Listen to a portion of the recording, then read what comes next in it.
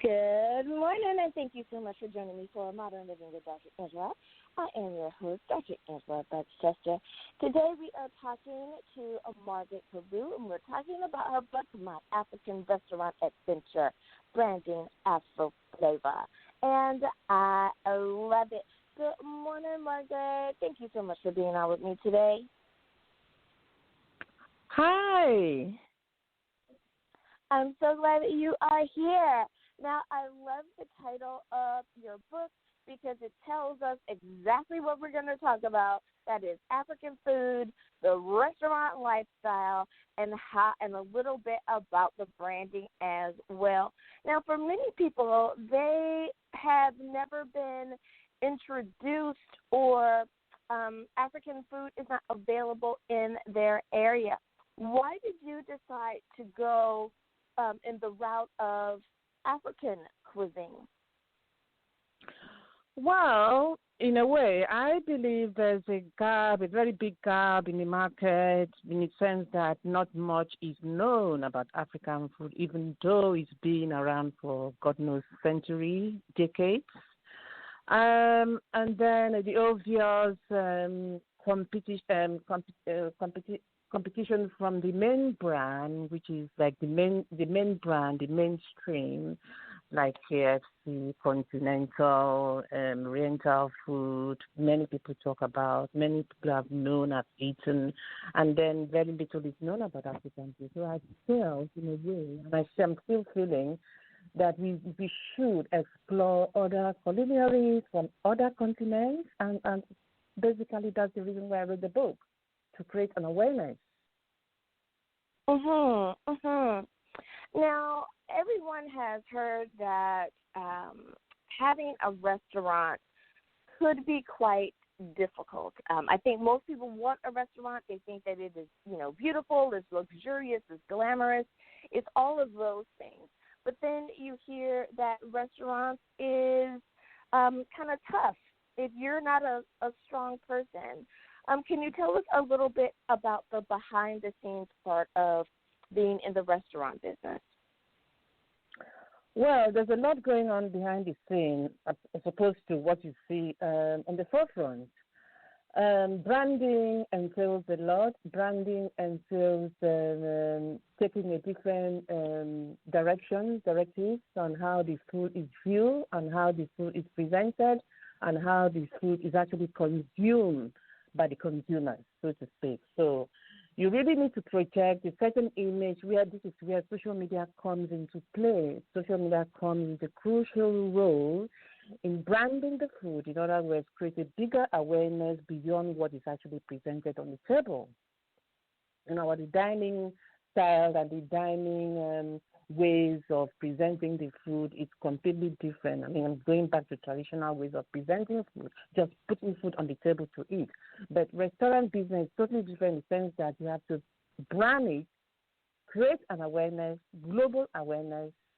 There's a lot of play behind the whole foodie business of cooking and then presenting and then making it just with people who just walk through the door and then come to your restaurant, make it lively, interesting. The branding is totally different.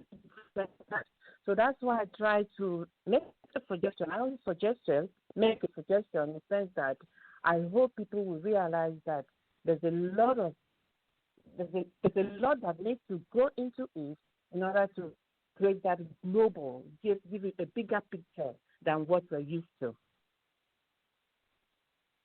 I love how you said that it's more than just putting the food on the plate, that it's not like, home service where you're just like, here you go, and and that's it. So I love that. Now, did you have a particular motivation behind writing the book? Was there a particular thing that happened, or did you just realize, I have all of this information, I need to share this with the world because they need to know? Was there a particular motivation behind writing the book? If I'm honest, yes. There's the main motivation was lack of proper service. In other words, the professional service beyond putting food on the table. And most of it, I'm a foodie. I eat out a lot. I was actually brought up in a home where, right from a very young age, my parents introduced us to restaurant fare. Not because they had restaurants, they never had restaurants, just that I had the opportunity of being brought up in a home where we had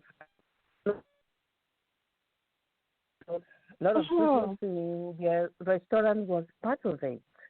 So I grew up very, very curious, and then with eyes wide open, and very, very inquisitive as well.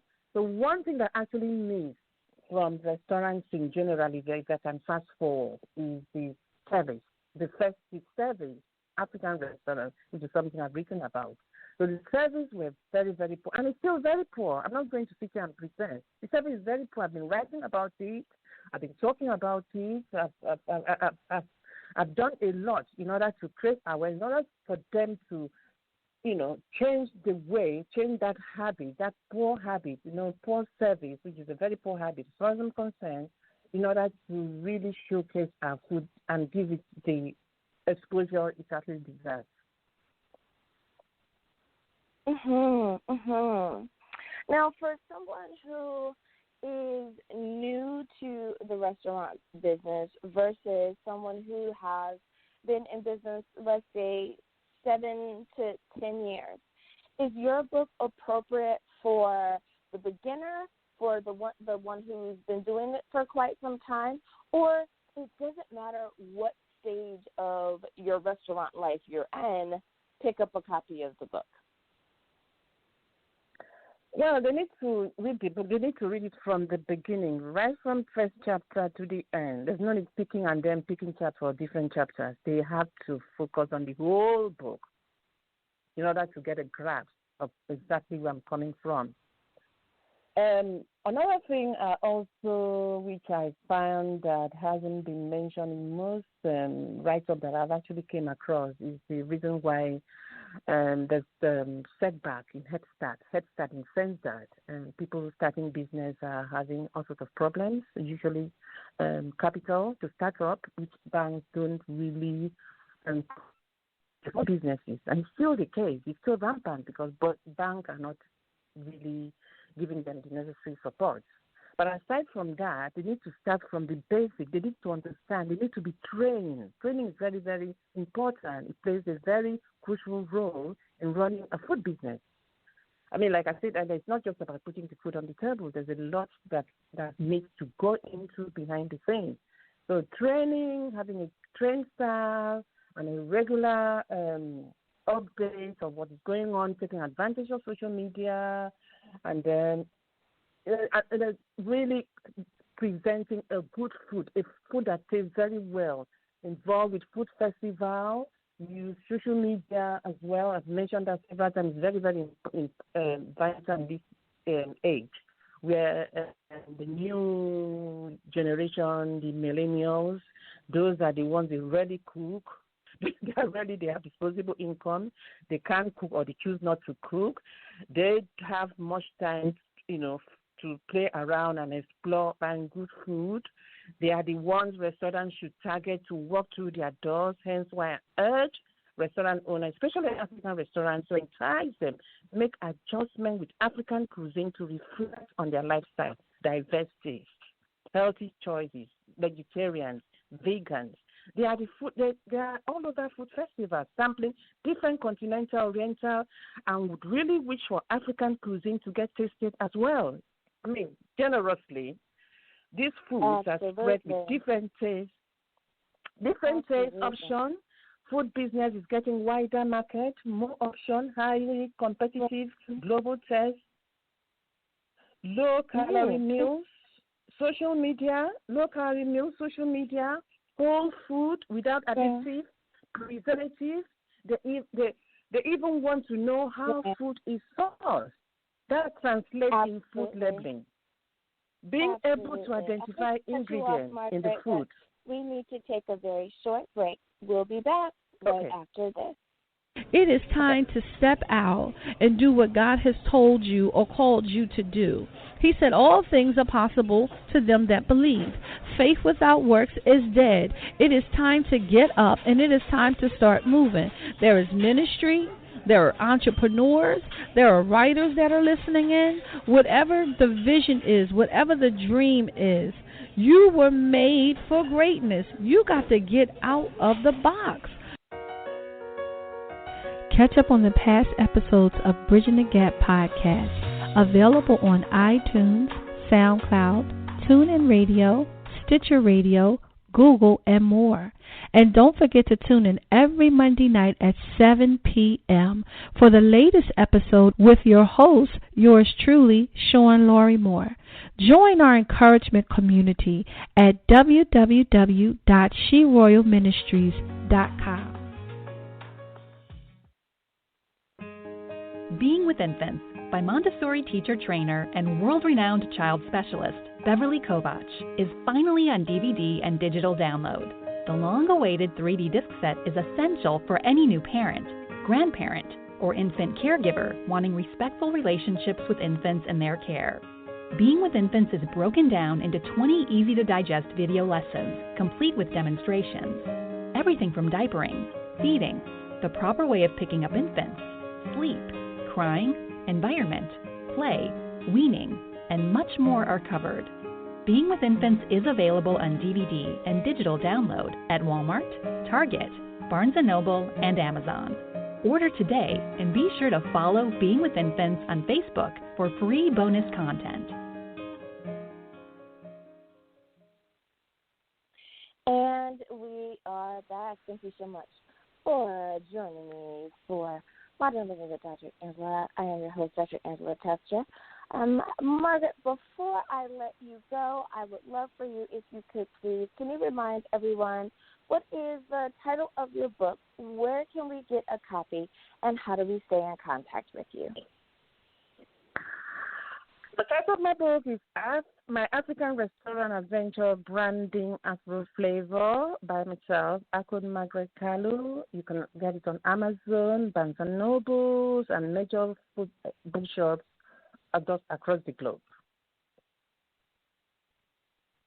All righty then. Thank you again, Margaret, for being on the show with us today.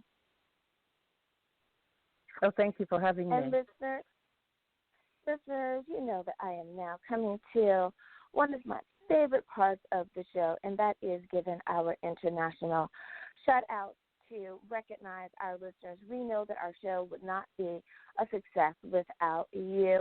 Our top stream this particular week is the United States, coming in at number 1. Number 2 is the Philippines. Thanks, Philippines. Number 3 is Australia.